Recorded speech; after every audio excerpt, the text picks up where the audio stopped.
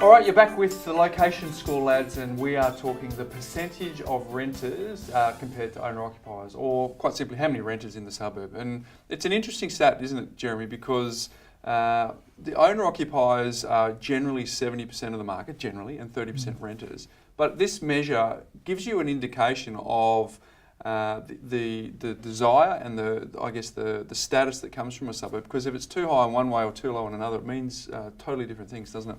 Yeah, well, to me, it's an indicator of supply. As a property investor, I don't want to be competing with a whole lot of other property investors.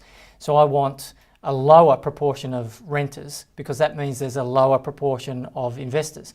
And owner-occupiers take greater care of their property. They don't mind over-capitalising on their property, whereas an investor, it's all about return on investment. So you'll find that heavy concentration of owner-occupiers in a location will mean that the properties preserve their value a little bit better, and you've got less competition from other landlords. And I reckon the perfect example of that is mining towns. So when you actually see a boom-bust cycle of the mining area, you actually see in those markets, it's almost 70% is investor and only 30% owner-occupier. So once the mining boom slows down and the jobs aren't there, we're basically left to see who's there, who's exposed to that. So there's a glut of investors trying to find that random tenant. So values collapse, rents collapse in those areas. Now that's the extreme case where it's completely flipped on its head. But I'm with Jeremy in the sense that I don't want to be investing in an area where there's hundreds of other investors coming into that area seduced by just a yield number, because ultimately, they don't have care for the property. I mean, they're renting it in most of those lower socioeconomic areas. So I really do. I call it the lifestyle test. We talk about it on the podcast and a few other things, but that's really important to understand, isn't it? And it's not just about those regional towns. That's a good example, but also in our cities, where you have a massive unit oversupply, you'll find that you can get a very high percentage of renters in the unit market, but in the house market, it might be all owner-occupiers.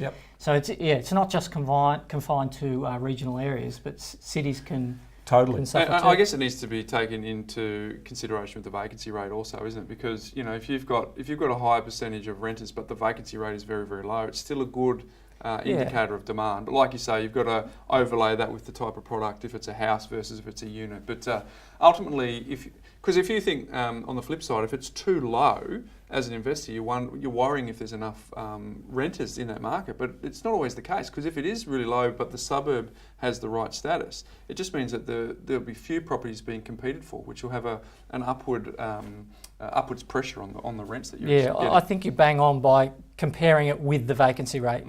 You need to look at obviously multiple variables, even not just these two, but these two in concert are much more powerful than just looking at one on its own. So do you, as a rule of thumb, and I know it's niche specific, but do you have a rule of thumb of what you're looking for in terms of that percentage? Yeah, something like 25% or less I think is healthy. Obviously you want it to be as low as possible, and anything above about 50% would be triggering alarm bells for me.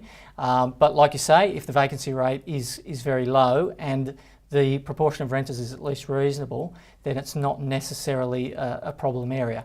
But you do want to avoid areas that are completely dominated by investors. Just come back to your example around that high density accommodation that may have been sold to all interstate investors. What's the first thing we would absolutely liquidate if our financial situation would change? We're getting out of that property, aren't we? So if there's an economic downturn, we don't have enough cash to look after ourselves. So all of a sudden we're going to fire sale that unit. And all of the other people in that block are going to be caught up in that fire sale or that rush to the door. And so that's obviously, because this is all about capital growth, don't forget that. So if we're trying to find that capital growth, this is another important indicator with vacancy rates as well. And with the DSR data, how have you captured that data? Is it you found it easy to find? Is it because ABS published some of that? That's but have right, you found it to be reliable? Well, at the time of talking, it's February 2017, so we're about 6 years since the last census. It's all based on census data.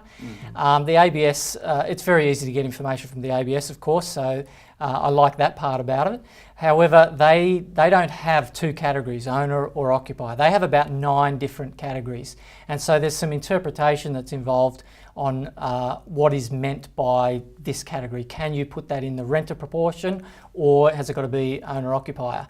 And people filling out the census may be equally as confused as I am sometimes reading their column labels. Come on. So it can be a little bit unreliable now that we're a decent distance away from the last census. So a market could have changed significantly since then. So bring on the new census. Yeah. Only a few months away, let's hope But that's so. a good tip though, isn't it, Ben? That the further the daylight between the most, the census that they're basing on. The reliability of the data. Yeah. Absolutely. Yeah. So there you go, folks. If you're interested in doing your property research, that's all you need to know about the percentage of renters versus owner-occupiers.